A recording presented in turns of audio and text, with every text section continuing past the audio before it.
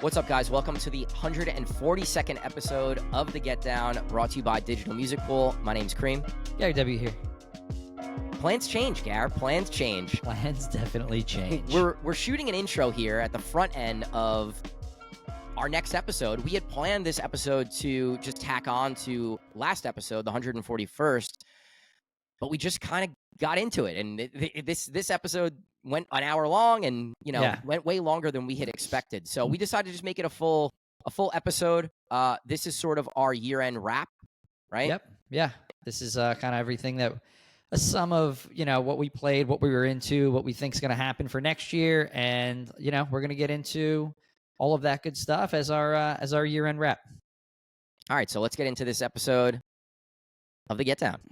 All right.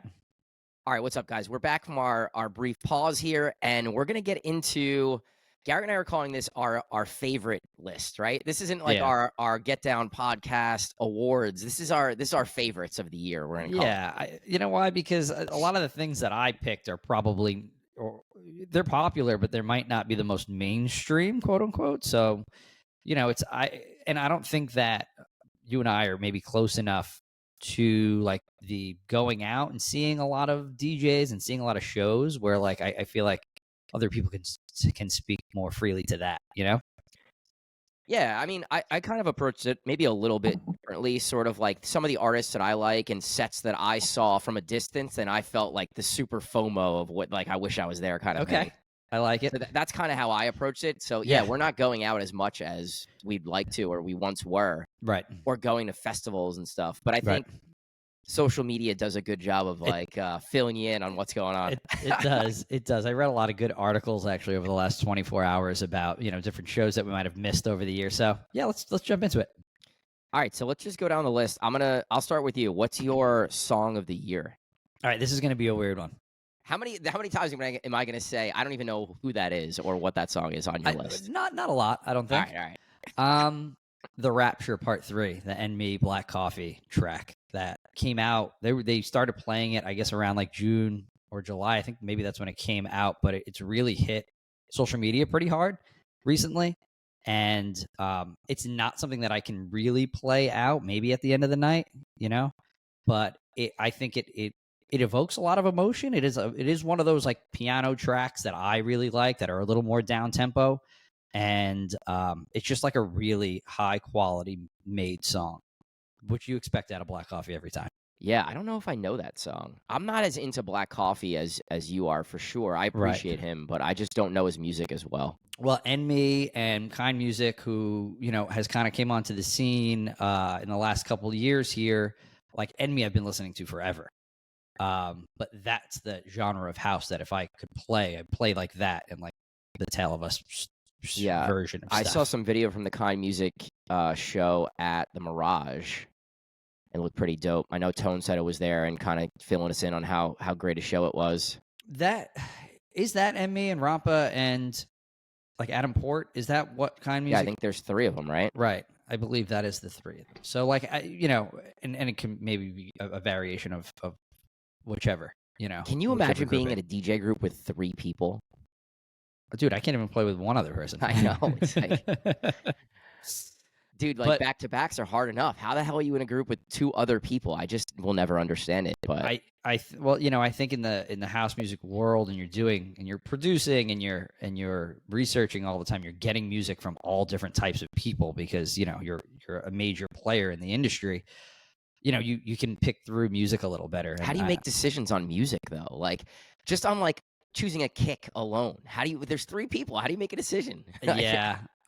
It's just all, I think it's style, right? Everybody brings their own style to it. And that's what I like about whenever Black Coffee or any of these guys do any kind of collaboration, you can hear kind of who's doing what, or you think you can hear whose ideas were what. That's what I like to pick apart when I'm listening to like a group collab. Yeah, I mean, we've seen a lot of threesomes, right? Like Swedish House, obviously, and then this year we saw the Skrillex Quartet and Fred again that played a ton of shows, and you can probably argue that one of their shows is in the argument for best set of the year or best show of the year.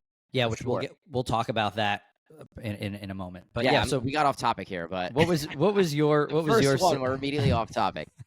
What was your song of the year? So, I'm going to go with Dom Dolla, Rhyme Dust. And the reason why I chose that one was because it was one of those songs that got teased so much on socials. And like many times those songs get teased forever. And then they come out and they kind of like don't hit as hard. But for me, like I still play Rhyme Dust. I still get excited to hear it. I just think it's a dope song. It fits into my sets and I just really like it. So love it. All right. Producer of the year. I'm gonna let you hit this one off. I wrote down like more than one for each of these because like I was kind of brainstorming and coming up with I'm gonna choose somebody that I don't think you would think I'm gonna pick. Okay. I'm gonna go with Pickle. Wow, that's a great one. And I choose Pickle because he put out so much music that was playable.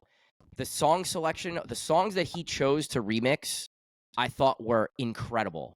The production, it's not super in-depth production, but it's clean, it's produced well, it sounds good. And like I said, he picks songs. You could tell he's a DJ, the songs that he picks. You know what I mean? Right, yeah. Like all the songs that were chosen were smart choices. And I just tend to edit his songs a lot and I play his originals a lot. And that's why I chose Pickle. Wow, that's a good one. Pickle wasn't even on my radar. Yeah, it's a little off the wall, but I went with it. All right. We're doing favorites, right? Like this is not best of the year. It's favorite. It's my favorite. I played a lot of his stuff. Gosh, you know what? Like I didn't really play a lot of one artist this year, and that was and I don't leisurely listen to house music as much. I kind of felt that I liked Tale of Us was great. I liked the stuff that they put out. I felt like they were kind of a force in the industry this year, particularly. Sure, they've been out for a long time, but I feel like there was a step in a different direction to a broader audience with them. Do you hear like construction happening in my house right now? I a little bit in the background. I don't know what's going on, bro. I'm recording a podcast. So yeah, that's I kind of like Tale of Us for that because I feel like their whole label did well, and it's not easy to do that as a group and then also have your entire label really take a step forward in the industry, and they did. Yeah, I mean, I think they also brought some visual stuff that was super unique this year and stood out. And, for someone, I didn't necessarily know Tale of Us too well, their music at least, until I started seeing clips on social. And I was like, who are these guys? And had to dig a little deeper. So super dope visuals got me to dig deeper into them as producers and artists. That would be my quote unquote like party of the year, like a broad party that like traveled or is a monthly or something like that. Like I know we don't have that on this list. But that would be mine. It's driving you nuts, isn't it? The construction. It's kind of driving me nuts, but I just don't want it to come across in the podcast. They're like literally banging on the wall right behind my back. All right, let's continue on. Then we'll go to DJ of the year. I liked Fred again and everything that he did. Because I feel like he just wasn't one-dimensional. He was kind of all over the place. His style always changes. He could have even been in, he was in there for producer of the year for me as well. Yeah. But because of the couple songs that he came out with, the singles that he came out with were so different from one another. And then like just all of the different things that he did for the year, and he was versatile and he was just popping up at pubs. I think that was this year, right? And doing all these different things. It was fantastic. Like sometimes it's hard to think back. Like, was that the end of 2022? Was that the beginning of 2023? But I think it up. I mean, you can't argue with Fred again as, DJ of the year. Some of the others he was on my short list, but some of the others on my short list included Dom Dolla, included my pick, who I'm going to go with, John Summit. I just think he had so many like iconic moments this year in 2023. Incredible. And I think he had so many like marathon sets and just a staple at Space Miami, and and I just think that for me, he kind of made the most noise as a DJ. I'd also put Skrillex on the list as a short uh, potential winner for me. Yeah, producer of the year, Skrillex was definitely involved, right? Putting out those 2 albums. It was just early. It's so hard because you're right. Because earlier in the year, it's you forget that was like when it's February and it's March, you forget that was you have such recency bias, especially with the pace of music, right? John Summit, you're correct in the fact that like I feel like he went a very old school route where he was playing those marathon sets, like you said. He was a staple at a Beast as a young DJ, and I like how he like documented his like just jumping around like from party to party in one day, and it's like this dude's working. He's out there working hard. Yeah, and it's just good to see. Yeah, I mean, like at every big show, every big event, Miami Music, like you name it, he was there and playing a major role. So yeah. All right, DJ set of the year. I have a weird one. All right, what do you got? Chase and Stratus, Boiler Room.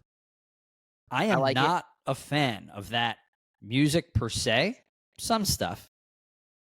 I thoroughly enjoyed the energy that they brought to that Boiler Room, and everybody was just really like involved. Like I get it. You go to a Boiler Room and you're there to be involved, but like there were some great moments in that Boiler Room set. I love it. I mean, I love it. It wasn't on my list, but I think it's an amazing choice.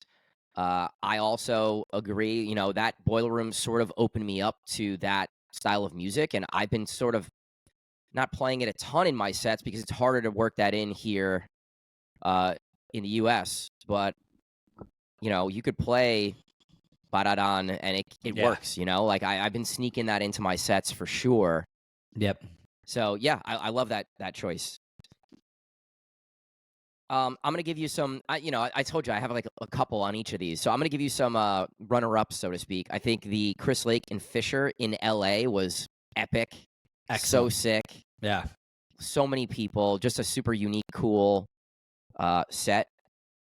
I think also Skrillex, Fred again, and Fortet when they saved, I believe it was it EDC they covered for, or Coachella? It was Coachella. And that actually went down on a couple lists as like a top 5 set of the year. So like not a set they were supposed to play, and then went in there and like saved the headline set. Yeah, amazing.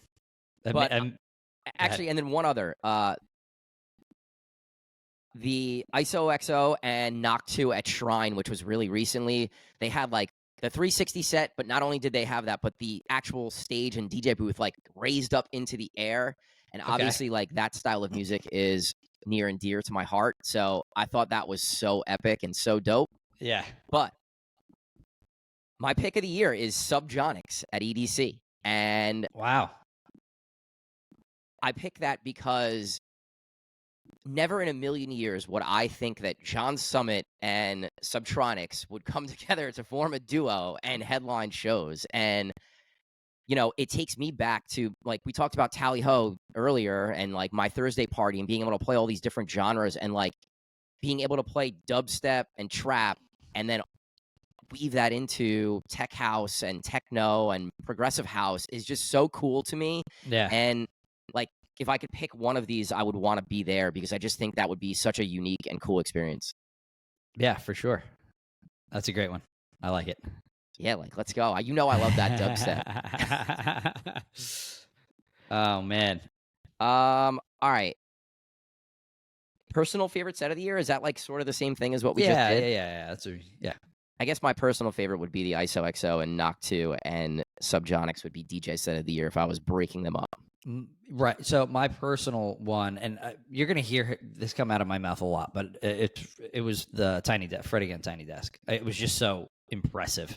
Yeah, it was awesome. It was a throwback to, not a throwback to, but it brings a light to live artists, right? And there aren't a lot of live artists out there right now doing sets. Like Junkie XL used to be one. I've just talked about that I saw him at Ultra back in like 2003. And that was like the first time I got to see a live set. And I was like, I don't even understand how you do this. And then as my DJ career grew, I went and I used to DJ next to a live artist.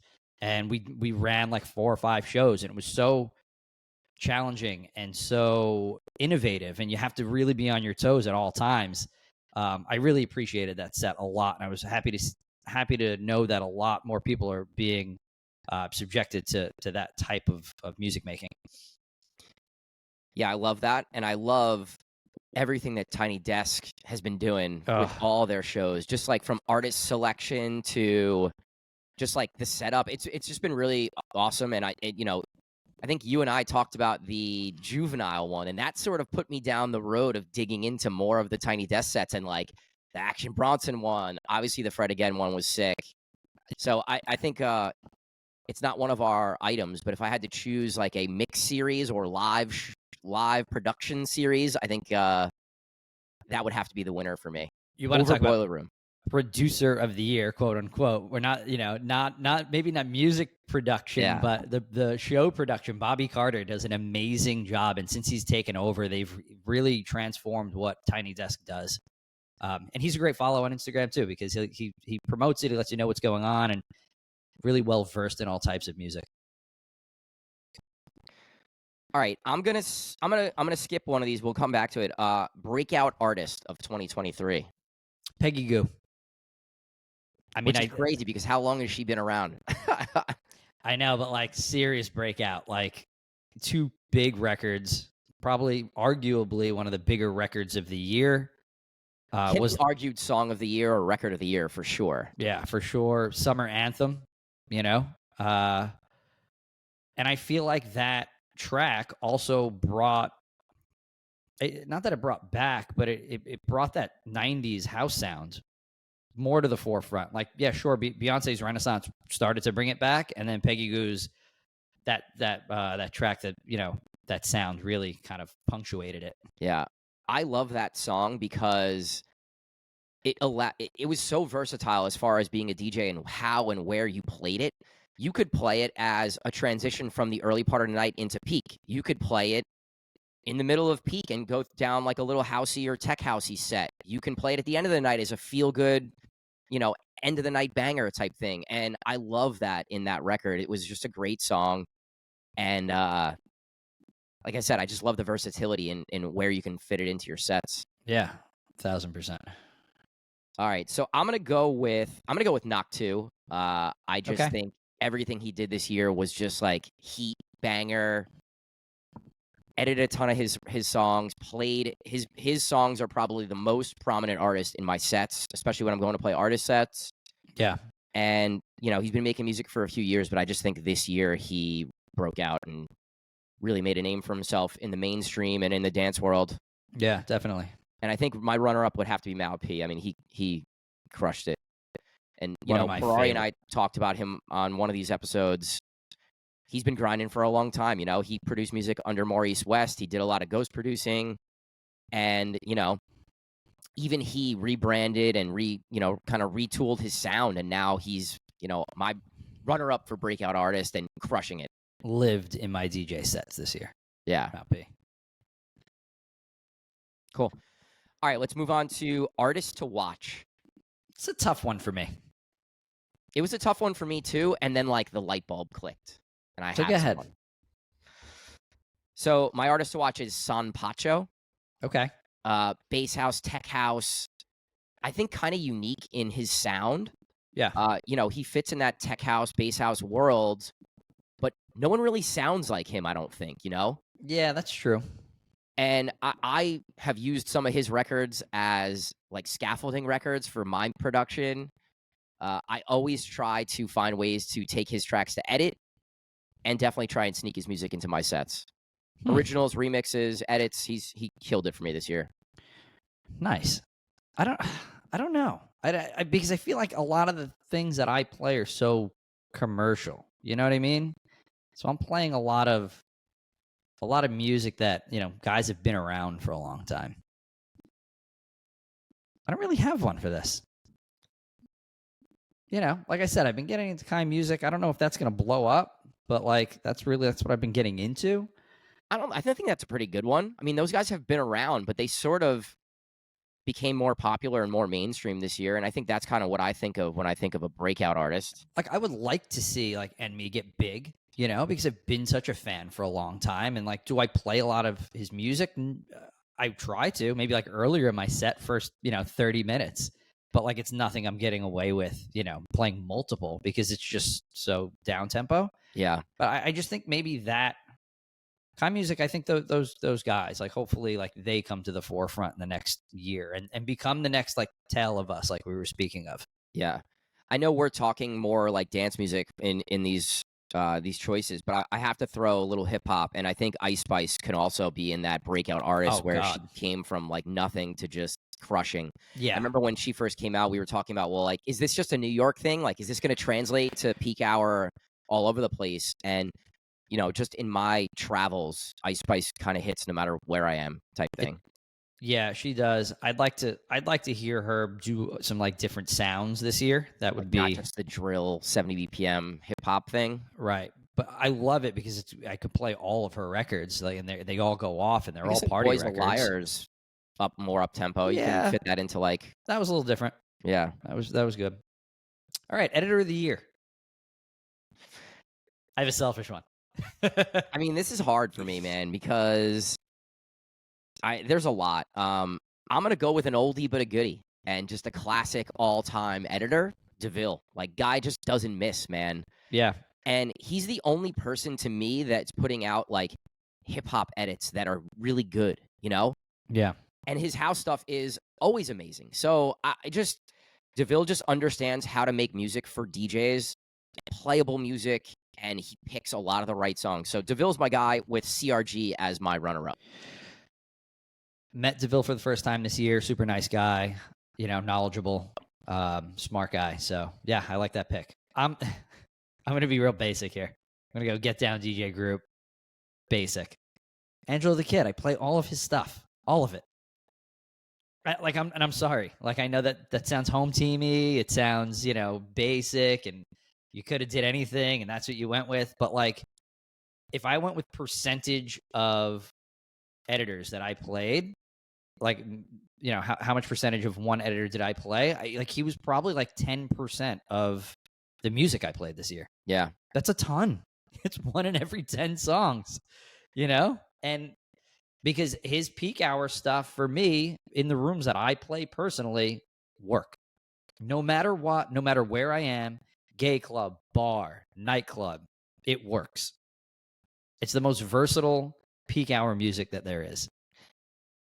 Yeah, I mean, I think anyone listening is probably nodding their heads like, yeah, I play a ton of Angelo the Kid. I do as well, for sure. I felt bad picking him, but I went and looked at my sets. I'm like, how can I not? Like, that's it. I look at Angelo as, especially this past year, as transitioning more to being an artist and producing more of his original stuff. And he put out a lot more remixes this year. And I know that's sort of the path that he's kind of traveling down. So that's the reason why I didn't choose Angelo. But Angelo's edits are always fire. They're a staple in my peak hour sets as well. Right. All right, favorite record pool, not DMP. Yeah, we love DMP. Obviously, we have such a close relationship with them, and we go to war for DMP. But as DJs, we all have multiple record pools, right? So I thought this would be a good conversation. Like, what record pool do you like the most? Have you used the most this year? So, what's yours? I liked HMC the most this year. I like them because I can go to them for so many different genres. Not to say that I can't on other record pools, but I like their editors. I've been like a Nova fan for a long time. And then all of the guys that are there, I like them. I've been fans of them for a long time. So I know that I'm going to get some quality out of their editors. And when I have to go look for my Latin stuff, it's accessible there, and it's knowledgeable there. And I like how they went a little more house heavy this year, and that was good. And it wasn't so hip hop heavy, because it had been when it first started. And they've really found their footing in being a versatile record pool, especially for my style. Yeah. Yeah, I love HMC. It's one of my go-to pools for sure. It's in like my rotation of 3 or 4 pools that I'm going to every single week to download music. So I love that pick.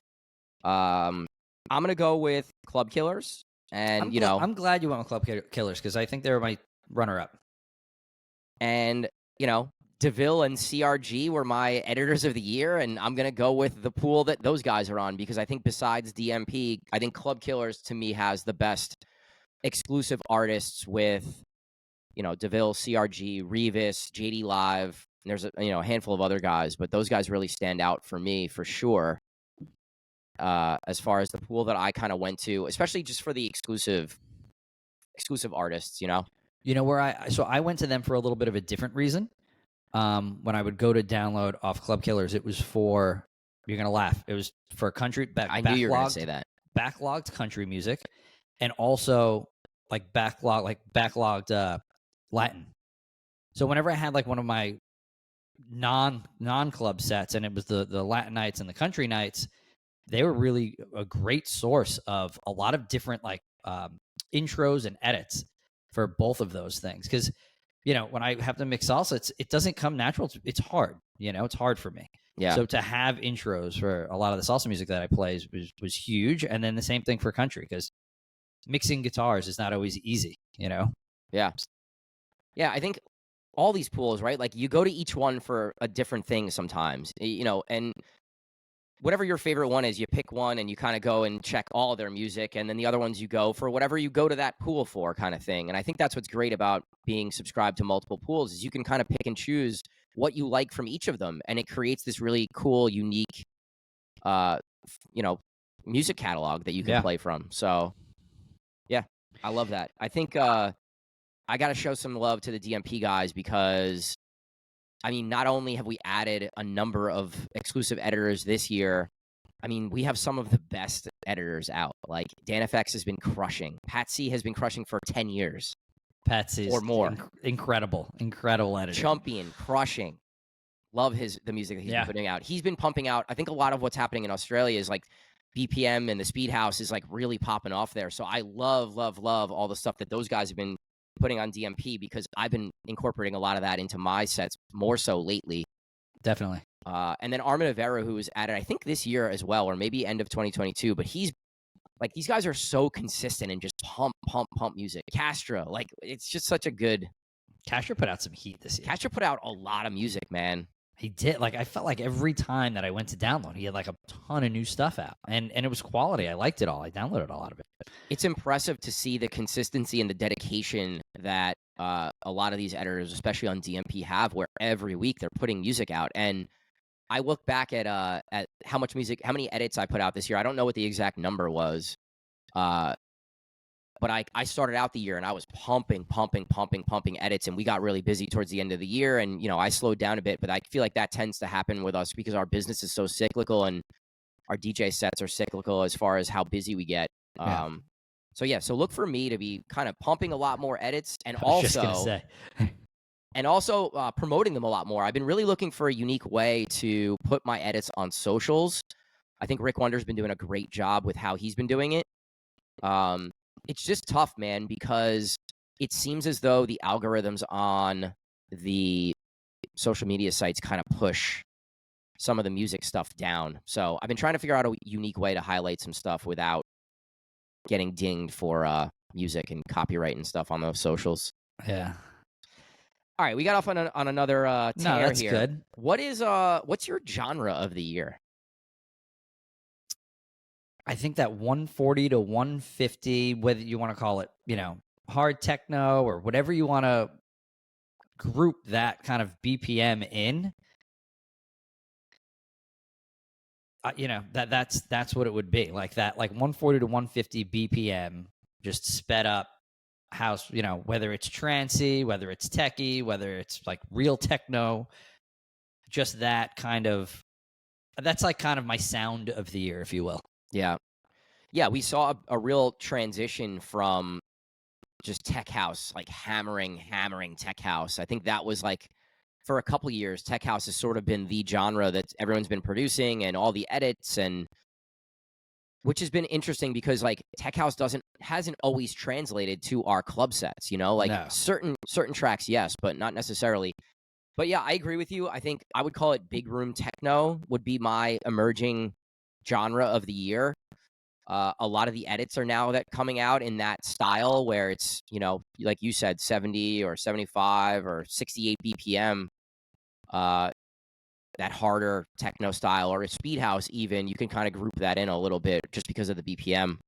But I yeah, um I just think that's the single genre right now. This is something that I might have hated on this podcast years ago, but I like that, or I've grown to appreciate that house music can change. Like the name of a genre can kind of bend into something different, right?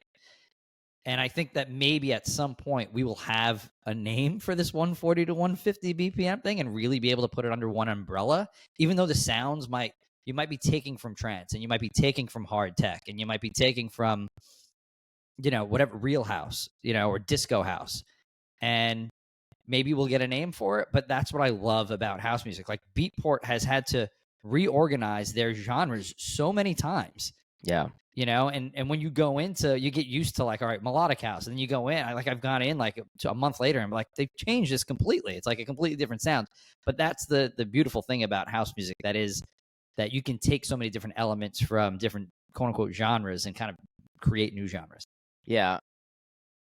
I agree. And I think like we see some aspects of tech house production in there, some of those tech house tracks that were 126, guys are producing now at like 134. And it's like sort of a mashup between the two genres, which is really playable in your sets, And it's cool to see. But I agree. It's hard to like, is it tech house? Is it techno? I don't know what it is, but it's just good. It's just good. Right. It's just good. I've found that even like anything that I'm playing, even if it's 128, like I'm speeding up to 134. Like we're going. Like I've been speeding up a lot lately too, where I'll hear like 126 or 128. I'm like, why does it sound like there's no energy here? Right.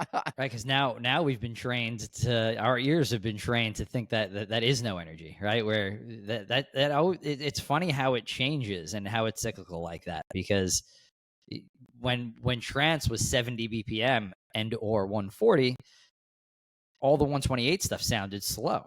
Yeah. But you had completely two different crowds. Now I think that everybody has such an appreciation for house music that, it has grown and people have matured into being able to consume more than just one genre of house music. And yeah, it's great to see that, producers are taking that bull by the horns and fucking around with it.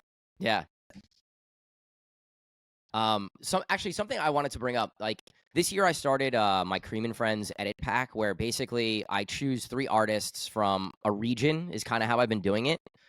And just editors and producers that I just think are really dope. And some of these people I've known and have a relationship with. Sometimes it's a blind DM like, yo, I love your music. I'm doing this. Our last edit pack did this many listens and downloads, and we were number 1 on Hypebetter overall. Like, would you do this? And like they say yes, which is awesome. Yeah. But when I did like the Euro guys, I had Vandal on the track, who's from France. I had Sam Collins, who is from, I don't know where Sam's from. Forget where Sam's Germany. from. And then I had Sergio, and like I asked these guys to send me 3 edits each. We do 12 edits on the pack, and I knew that techno was going to hit here because every edit they sent me was like 140 BPM. And I was like, oh shit, it's like that over there right now. And this, that was probably back in March of last year kind of thing. Yeah. And I'm like, damn, maybe I need to start producing in this style and like digging into this, because it seems like it's going to be the next thing. Yeah. It's here and I like it. Yeah, same. All right. What trended this year? What will trend? I think we kind of just talked about that, we just right? talked about that. Yeah, I think that was the big trend. You know what though? What also trended, like we said, that darker house sound is also trending a little bit. That Anya, however you say it, and the Tale of Us and everything that they're doing is trending also. Like I'm hearing that creep into some of our DJ sets, which is kind of funny to hear because that's not something that our crowds are listening to, but I know our DJs are into it and they're listening to it if they're creeping like 1 or 2 tracks into their set. Yeah, for sure. I'm sure the Get Down DJs who are all at Green Rock late night probably didn't break 140 BPM. It was probably real dark in there. I hope so. All right, do you want to talk about equipment trends? Is that something you want to get into? I don't know. Like, I think we all know that stems were the highlight of the year, Yeah, right? for sure. It's what everybody talked about. It's what the equipment producers are incorporating into all of their new hardware. We saw it creep into our software, and hopefully we can, have a little bit more of an ease of function in using it, because I think that I have an issue executing the ideas that I have because I don't have enough hands. You know what I mean? Yeah. Like, I'm sometimes like, God, if I had like 3 hands, this would be phenomenal. But like, so I think our minds can move faster than the hardware and software right now. Yeah, I mean, we talked about this on a previous episode. I would not be shocked to see 3000s that have just stem buttons, and that'll be like the next installment of the 3000 Nexus 2 or whatever they want to call it kind of thing. I have ideas in like, having simultaneous, like if you have the 3 buttons, like being able to like simultaneously hit 2 and I don't know, just like having it be a little more easy to execute. Yeah. Because I felt it to be a little difficult at times, like I said, where my mind was moving faster than my hands could. I agree with you with the stems, so I'm not going to dig into that. But I think something that we might see here moving forward, and it might not be 2024, but I would say like by the end of 2025, I would not be shocked if the days of like downloading music start slowing down and like streaming directly from whether it's Beatport, whether it's BeatSource, whether it's the record pools directly in my Serato. I just think that we're moving in that direction. I can hear Cheesy screaming right now. Well, he's been doing that for how long? I mean, he's been streaming music forever.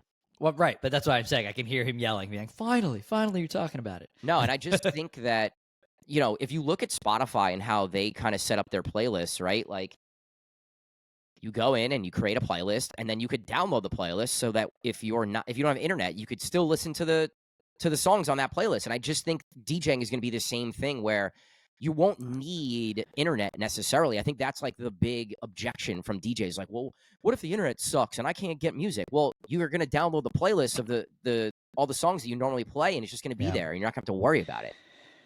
Yeah, I think it's going to be one of those things that's going to be hard for DJs to adopt, but I think once they do and the industry adopts it, it's going to be a huge improvement. What would have to happen is, a company like Serato would just have to adopt it to make it look like your crates, right? So your playlists just look like your crates, and it's a drop down, and it's easy. I would be a huge fan of this because I get caught a lot where I think that I put music into my crates, and no, I'm just listening to it on my Spotify at home. And, I'll be digging for a song, and I'm like, I've listened to this song a million times. How do I not have it on here? And then realize, oh, well, it's on my Spotify. So I would be a huge proponent of incorporating this into my Serato, but I'm a Spotify user. I don't know. Do I have access to doing that right now? It's Beatport, BeatSource, and SoundCloud, and Tidal, and iTunes. So like that's kind of where where the Serato playlists are living at the moment. Spotify would be a fantastic integration. Yeah, Spotify would be awesome, or Beatport. One or the other would be amazing. Beatport's on there. Beatport's on here. You can stream from Beatport now? Yeah. See, like, I'm so disconnected, I don't even know that. Yeah. BeatSource, SoundCloud, Beatport. Yeah. So you got options. So. All right. Do you want to do your most played record of the year? You go ahead. I'm going to look. I don't even know what my most played record would be. It was hard for me to pick one, but just thinking back to my sets, because, I do love that Serato has the play count, but many times that play count's not true, where you download a song and it has 5,000 plays for whatever reason. I don't know why. Right. What I did notice in trying to find my most played song is that I just play so many edits. Like, it's ridiculous. Yeah. And I think in 2024, I want to dedicate, I'm gonna try and play more original music if I can. And just try and like, I don't know. My brain has just been in this like playing edits that like sometimes the original song is just really good, And I just want to play the original. So I look back, I think my number one would be Bloody Mary, Gaga, the Angelo the Kid Satisfaction edit. it just kind of worked in so many rooms, and that Satisfaction melody is so iconic. It's so good. And then the drop has that like thumping, driving, like sort of a techno sound, even though the track was produced, I think, at 130 BPM. So that was my number one, playable in any room, energy immediately in any room. And the Bloody Mary vocal was really popular for a while here. Honestly, my most played tracks are all of the women hip hop tracks. Like that. Yeah. I played those in every single set because they worked in every single room. And I can't say it was just Gangsta Boo. I can't say it was just Boys Liar because it was all of them. Yeah. You know, and it's just, I felt like whenever I was like hitting peak hour and wanted to drop into hip hop, like that's where I was dropping into. And I've been saying it for years, and I know I sound like a broken record, but like that's what was working, and it worked all year from January to December. I don't know. I think that was pretty much those were my go-to tracks for the whole year. Yeah, I would agree with that. I mean, there's not as many hits that are coming out in hip hop, so you end up playing a lot of the same songs over and over again. This is something else we talked about this year, right? Like the huge trend was people complaining about hip hop and the ladies kind of dominating the hits. There just aren't as many hits, so you end up playing a lot of the music if you're playing open format or playing hip hop rooms. Like you gotta play certain songs kind of every set, and that lasts for a while. Like those songs are the peak hour songs for months at a time, you know? I'm gonna I can give you one. So that was like my overall, but my number one, Everybody Wants to Rule the World, Nico and Sway, before it was even picked up and redone by Tiesto. Then it was redone by Tiesto, and it kind of tweaked a little bit. And I love that original. I'm a huge fan of. I really got into new wave again this year. Depeche Mode and The Cure and all of everything that came with that in the 80s, and I really love that sound, and I love that they started to incorporate it into house music, and I was able to play it out. So Everybody Wants to Rule the World, Nico and Sway, even pre-Tiesto version. So that's it. We've documented my hate for new wave and 80s music pretty well on this podcast. I will say the last time I played like a funky house set, I created an 80s house inspired folder and played a bunch of those records. No way. Just saying. Wow. I'll show to hear it. There's not a ton of, there's like maybe 20 or 30 tracks in there. I'll send it to you, but it's sort of like a lot of tracks that I pick through sort of my like private event house music folder, because like some of that stuff crosses over where it's all vocals or melody they know. Yeah. Even like the older people that kind of translated to nightlife as well. So I'll send you that. Please do that folder, and I'll see what you think of it. Man, this might be its own episode.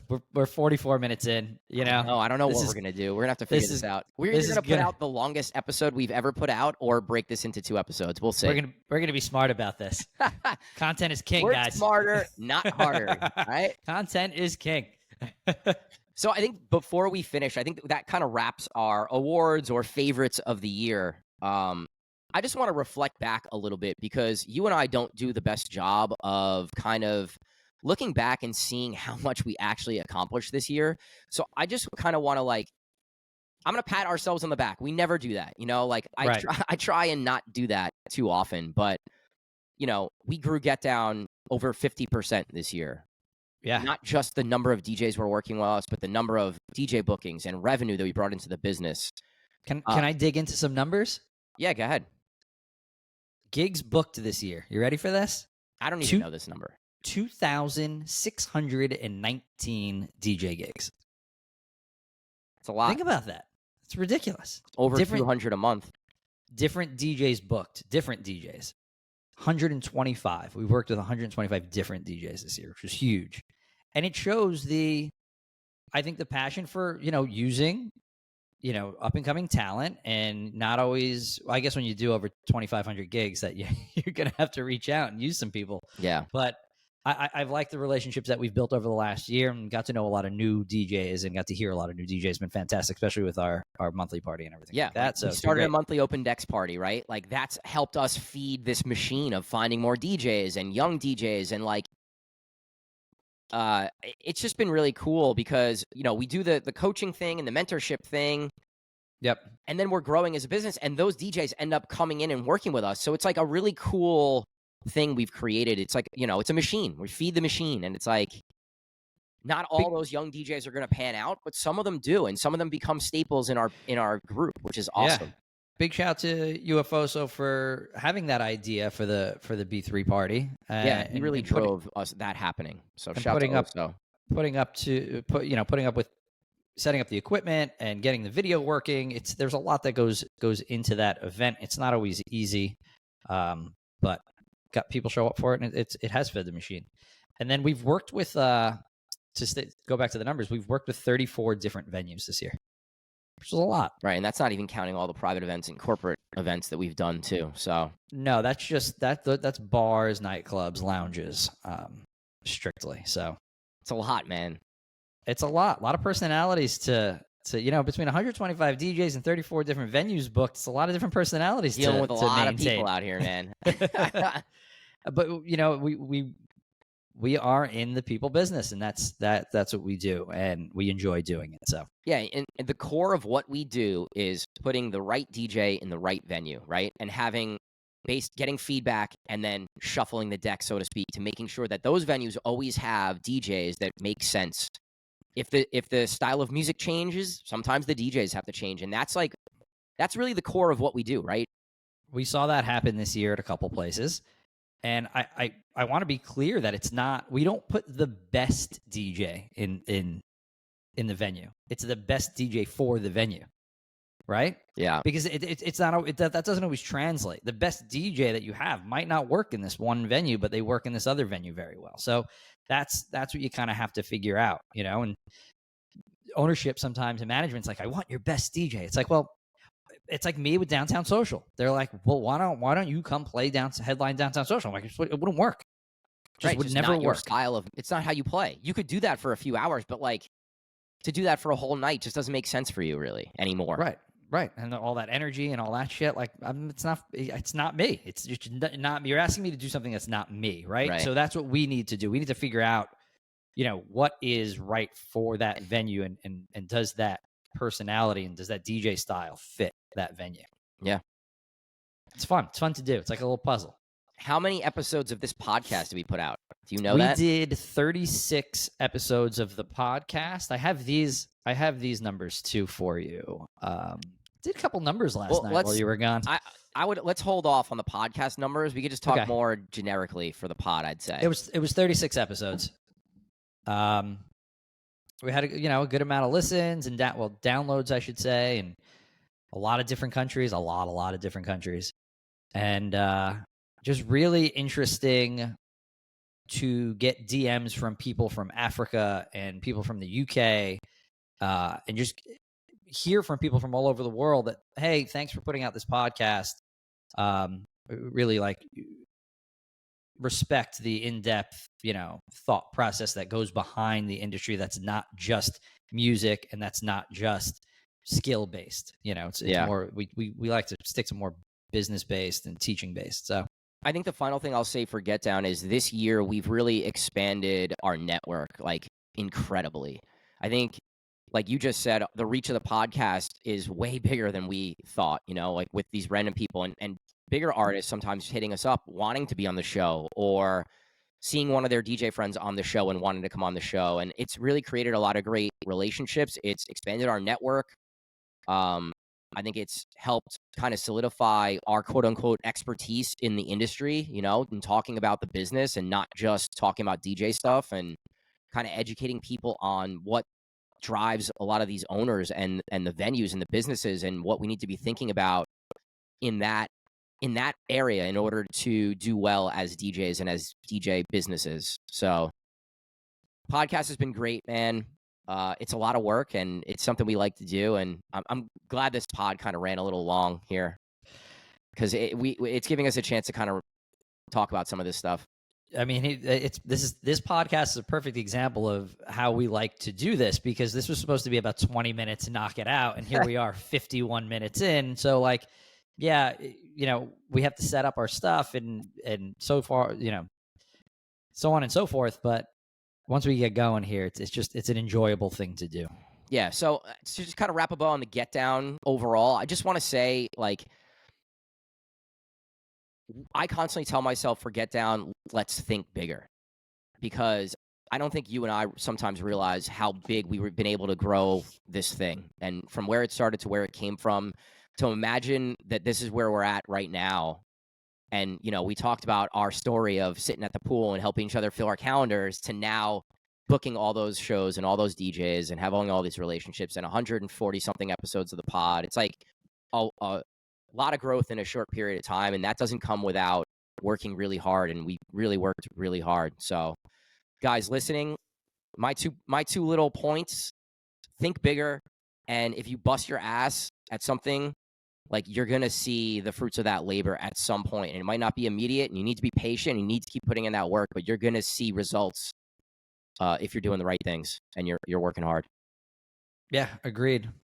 I want to get into some Cream stuff real quick too, because Go ahead. I never really talk about any of this stuff either, but I kind of went from a local DJ to more of a regional DJ this year, and it's been a goal of mine for a long time. And I think before COVID, it was starting to happen, and then obviously everything shut down, and that plan kind of got put on hold for a couple years, and it's been really exciting for me and really gives me the energy to keep going.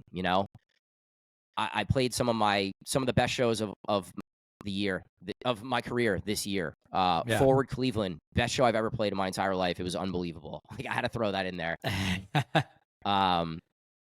We've made relationships with 4am and Chachi, who's someone that I've always looked up to, and Rick Wonder, and like those guys we talk to on a regular basis now, and we do some work together in our businesses, and like it's been really great to think about some of these things here at the end of the year. I think business-wise, I think my personal proudest moment of the year. I went from shutting off Chachi's music at the W Hotel many, many years ago on accident while I was plugging in my computer to now I looked up to him for so long, and now we work with them regularly. So that was a highlight for the business for me, is to work more closely with 4am, because to get on the 4am roster was always like a dream coming up when I was younger. So yeah, that was awesome, and it was really humbling to sit down and talk to him and really create a relationship. Yeah, man. The 4am connection has been awesome, and will continue to be awesome. And I know we'll find more ways to work together for sure. We linked with Conflict this year. Conflict was someone who That was another one. we inspired me for this podcast, because during COVID, I loved listening to his perspective, and I could tell he's just a really smart dude. Obviously, he's one of the biggest open format traveling DJs in the world, to be quite honest. Period. So to be able to link with him through RM randomly, was really cool this year, and having some phone conversations with him has been really cool, and has brought a new perspective to travel DJing for me and for our business for sure. Definitely. And then the Cream and Friends I mentioned before, but like the number of downloads on those edit packs have been incredible, and the artists I've been able to link with through that, we hit Hype Edit #1 overall on all of them that we've put out so far. Has been really cool. Put out an original track this year that's done decently well. What else for Cream? I'm trying to think. Did a lot. You've grown a lot in the last year. It's been something that, like, we had a conversation offline yesterday, but like really hoping that forward trajectory keeps going, and you get to focus on doing that a little more here in the first 2 quarters, because as we know, the first quarter is usually slower than the other 3. So it's a really good time to buckle down. This is for anybody. It's a good time to buckle down and really focus on, your personal growth and what you need to do in order to continue the positive trajectory that you might have had in the fall, because that is, that is go time for most markets. So yeah, I think the takeaway for the Cream stuff this year has been, sometimes you have to be selfish, right?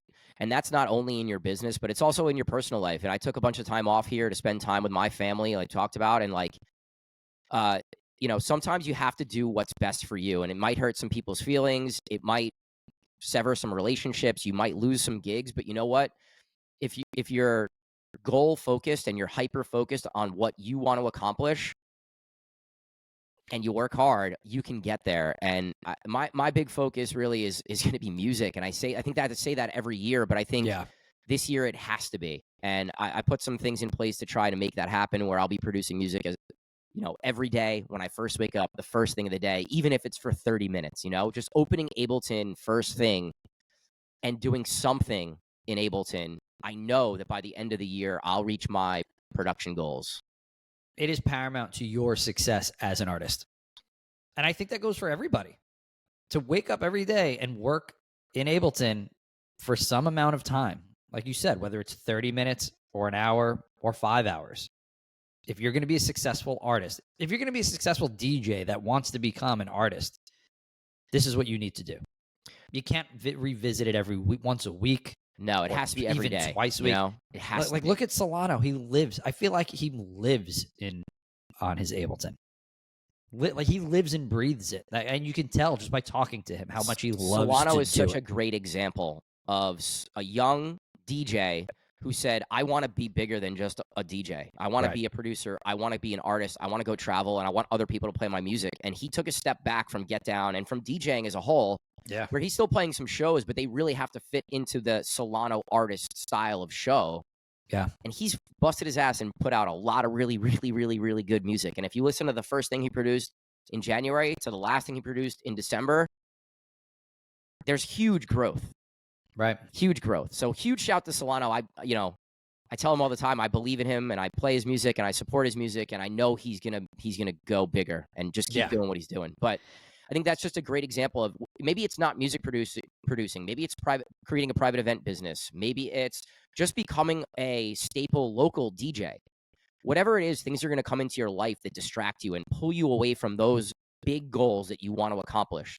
So it's really important to remind yourself every day, what are the big goals? What's the big thing that I want to accomplish? And what can I do today to accomplish that big goal? What's going to help me get there? And if you have that mind state, I know you're going to accomplish the things that you want. And it's going to suck. You're going to have to say no to some things. You might lose money in the long run, because that's always the battle, right? Do I do this for money or do I not? That's always the battle. It's been a huge battle for me, Do I take a step back from this job so I can focus on DJ Cream? Do I take a step back from this responsibility to focus on Cream? Do we hire someone for Get Down to take some responsibility off my plate so I can focus on my big goals? And I've been distracted in some of those things. I'm not complaining about it because we've created an incredible business. But for me this year, it's how can I pull things away to focus on personal Cream, personal goals that I want to accomplish this year, but still be able to maintain the other things that we're doing. Yeah. Listen, I hope that we do narrow all that stuff down for you, and because I do want to see artist Cream do his thing and take the next step and continue to do what you did last year. That's exciting to me. Yeah, like another step in that direction, and it's kind of part of the plan. It's part of the 3-year plan of less gigs, better gigs, higher paying gigs, higher profile gigs. Yeah, that's what excites me in the DJ world right now, for sure. Yeah, love it. All right. Anything you want to say or put a bow on the podcast? A little year-end reflection or anything? I just want to thank everybody that has supported the podcast over the year. Just real simple. Guys, if you listen and you're not subscribed, please do that. It helps us a ton. If you haven't checked us out on YouTube yet, please go over there and subscribe and like a couple videos over there. Maybe leave a couple comments. If you get anything out of this podcast, it would be the one way you can repay us. Because obviously, like Cream said in our it's going to be our last episode, is that we don't get paid to do this, but there are ways that it is beneficial for us, and we love to do it, and we hope that you guys like to listen, and if you do, please, like I said, like and subscribe. That'd be great. For sure. One other thing, selfishly, I'm going to promote. Go ahead. My Cream Mix Spotify playlist just hit 10K this month. So thank you guys for supporting the Cream Mix Spotify playlist. It's been interesting to see the labels and various people that have been hitting me up to try to get on that playlist now. So if you don't follow the Cream Mix Spotify playlist, go check me out on there. All my socials, SoundCloud, Instagram, TikTok, everything is at DJ Cream NYC. Get Down is at Get Down DJ Group, and this podcast is the Get Down Pod, I believe. Just the Get Down. Ah, man, this Just is the funny. Get Down. No, I think it's the Get Down Pod. Let me double check. Wow. The Get Down Podcast. Oh, man, we're shot. Shot. Got a lot of different things going on. All right, Personal guys. I think we can podcast. wrap there on us just being super shot. And Yeah, absolutely. we appreciate you guys for everything. And go after it this year. Go accomplish that big goal this year. And that's how I'll leave you guys. So thanks for listening. Talk to you guys soon. Appreciate you guys. Peace. Peace.